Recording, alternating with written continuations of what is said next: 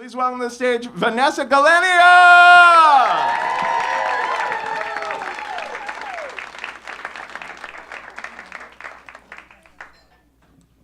Hi guys.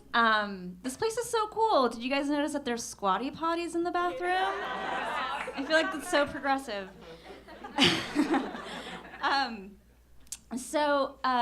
My mother is like a Mexican Latina matriarch. And I love her, but she has a tendency to give me passive-aggressive gifts. So when, a couple years ago on my birthday, she got me a statue of Saint Anthony, which in Catholicism is the saint that you pray to if you're a single woman looking for a man. And another year, she put diet pills in my stocking stuffers. And the worst thing about it was that they were like the CVS generic kind, right? But she completely outdid herself when a couple years ago, she gives me this Christmas card, and in it there's a gift certificate for Botox. And my mom has been trying to get me to do Botox for years. Like when I was 25, she's like, Vanesita, you should really come with me to this Botox party. And I don't know if you guys know what Botox parties are, but they're sort of like Tupperware parties. But instead of sharing food and compliments, women share chemicals and insecurities. And I grew up in Southern California, which, as I'm sure you guys know, is like the land of gluten-free everything, and the reason like the Real Housewives exist. And like me and my mom, we I'm the gluten-free girl, and my mom is like the Real Housewife, right? Like I go on green juice detoxes. And wear a menstrual cup, which I highly recommend if you're a woman. And my mom is like the Real Housewife who'd be happy just, driving around in an SUV with like Gucci leather seats. At dinner, I drink kombucha. My mom drinks like Chardonnay out of a box. And so I generally would have rejected her Botox offering, but she caught me at a very susceptible moment in my life. So I just turned 30, and this huge wrinkle appeared overnight on my forehead, and it was like super deep that I literally thought it was only a matter of time before I started looking like a Shar-Pei. And it was like around that time where I finally met a man in New York that I liked. So I started doing things one does when one has a new boyfriend, wearing matching bras and panties and shaving my legs. And one thing you guys should know about the gift is that it was for Botox in Tijuana. Yeah. But my mom, she assured me that Dr. Gilberto was like legit. And when I looked him up online, what I found was a profile picture of a man completely decked out in a mariachi outfit, like sitting on a horse. And a post where he describes himself as a mommy makeover expert, which like kind of makes sense since he made over my mommy.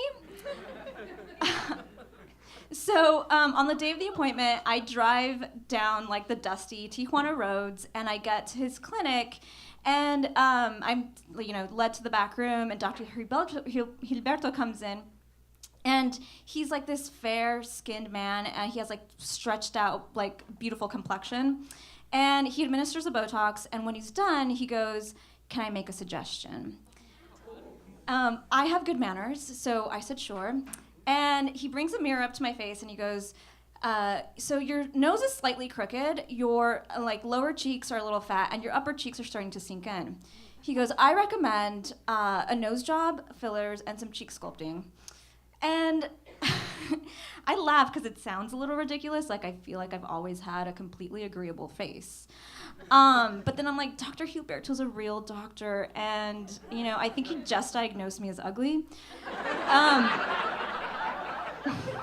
But I was like, no, he's gonna make me look like Joan Rivers. And to be honest, like I just had a hard time like buying into these like beauty standards that like continually oppress women. But then he quoted me $3,500 for the nose job, the fillers, and the cheek sculpting. And at this point, I know nothing about plastic surgery, but I was like, that kind of sounds like a good deal. And so like I hesitate, and he goes down to 3,200. And he like shows me these like before and after pictures of like all the women he worked on, and like I have to admit they look like gorgeous Mexican telenovela stars, and I start to wonder like, can he really make me look like that? And then I was like, like this could be an investment in my future. Like pretty people do get ahead, And so I call my mom like just to get her opinion, and she goes, "There's no such thing as natural beauty, Vanessa. Just get your face done." And so I walk out of there with an appointment to like get some stuff done the next time I'm in California. But when I come back to New York, I keep having second doubts, or I keep having doubts, and I go get a second opinion. And Dr. Ratner is a triple certified plastic surgeon on Park Avenue, and he has excellent Yelp reviews. And when I went to go see him, he advised me that cosmetic surgery should only be handled by the best, and he quoted me $17,000 for nose job fillers and cheek sculpting. And I was like, man, like I knew Dr. Gilberto was giving me a deal, but this is like a crazy deal. But before I walk out of his office, he stops me and he goes, "Let me ask you something. Do you wake up every day and hate your nose?" And I'm like, "No." And he's like, "Then don't do it. It's not worth like the money, the pain, or the recovery time." And he's like, there's so many women out there with awful noses and they're successful. Like, look at Sarah Jessica Parker. And I was like, he's right. I love SJP. And like, if she doesn't want a nose job, then neither do I. And I walked out of there just like, I was like, you know what, my nose is fine. It like smells things, it works, it like gives me character. So I walked out there being like so confident, feeling like so confident in my face, and then I was just like, who am I kidding? If I can get 5 nose jobs for the price of 1, like, I'm gonna do it. Essentially what I realized about myself is that like, I'm a woman who never passes up a good deal, just like my mom. There was just one problem. I didn't want to tell my new boyfriend. And I had to tell him something because he was meeting me in California, so I had to like be able to like, explain away any bruises on my face. And a few words about my boyfriend. So he's a visual artist, and his life is highly curated. Like, this is a man who wears brooches and will only drink coffee out of handmade ceramic cups. I swear to God he's not gay. I met him on a feminist dating app. And when we started dating, he kept introducing me to his friends, and most of them were like these women, and like not to judge at all, but they were women who didn't shave their armpits, or like they refused to wear makeup. And so logically I thought like a girlfriend who gets cheap cosmetic procedures is just like not going to, jive with his like world view or his aesthetic. So I did what any girl would do. I lied. I told him that I developed this like strange allergy and had to get sinus removal surgery. Which, like, I've since discovered is not technically a thing. But he bought it, and so, a couple weeks later, I found myself back at Dr. Gilberto's office.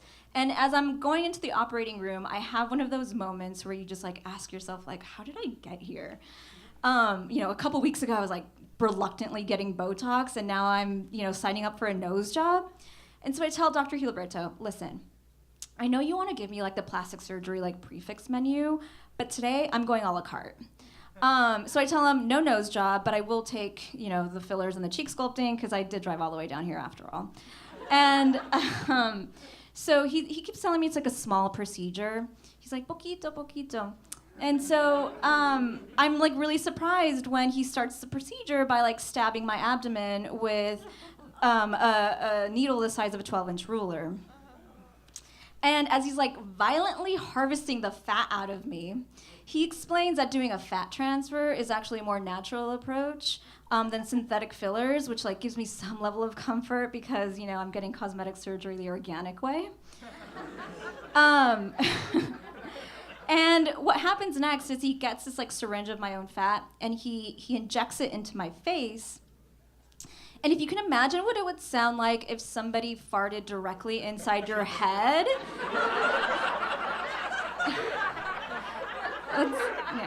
It's basically what I heard. But that wasn't the worst part. The worst part was like cheek sculpting. So everybody has these like pockets of fat on their cheeks. And so what the procedure is that they like make an incision inside your mouth and then just like go in there and like snip it and extract it. And so he does one cheek and it's fine. And then he does the other cheek, but he can't find the pocket of fat. And so he goes like in there, like scraping around, you know? And like blood's coming out of my mouth and there's like that metallic, like, you know, like taste to it. And then all of a sudden I can't feel my eye, like there's something happening with my eye. And I start freaking out and he like holds me back because I'm like squirming and he goes, "Stop moving.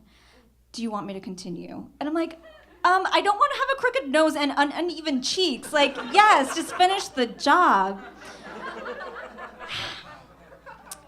When my mom picks me up, her reaction is like, "Ay, Dios mío." She's like, "I hope you still have a boyfriend by the end of this." Because I do look like a monster. My cheeks are like lopsided. They have hard bumps all over them. And, you know, one morning I wake up and I like look at myself in the mirror and I cry. I like tell myself this is like the worst decision you've ever made.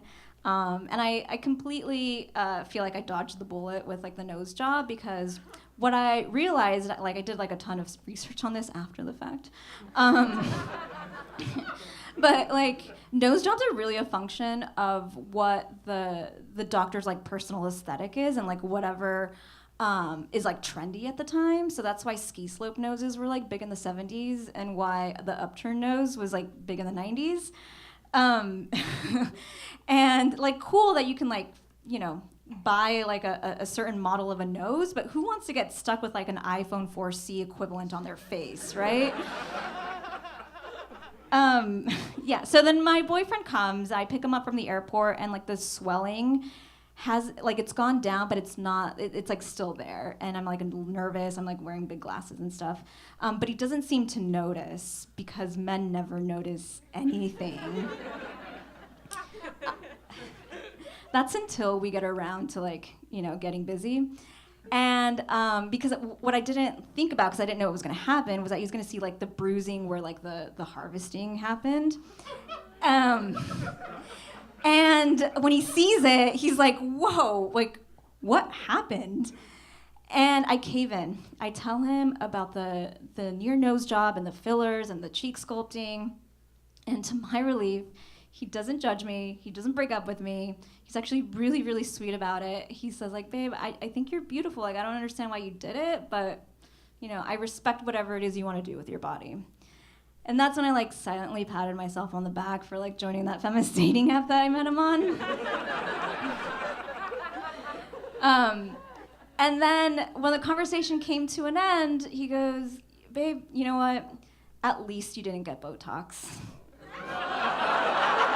Thank you guys.